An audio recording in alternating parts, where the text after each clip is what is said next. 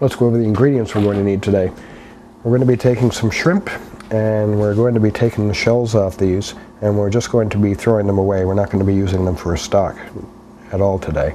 We're going to be having some butter. We're going to be using this butter to make our rice. We're going to be mixing that with oil to give our rice just a little bit creamier flavor. Here is our cilantro. We're going to be using that in both dishes. We're going to be chopping that up and cooking it with our rice, and we're going to be garnishing over the top just a little bit with it. And we're also going to be making it in our tomatillo salsa. So here are our tomatillos. They're little green tomatoes. Now, a lot of places you'll find them, and there'll be sort of a tan husk over the top. And if you have them like that, you're going to have to peel them off, and then they're going to be really, really sticky.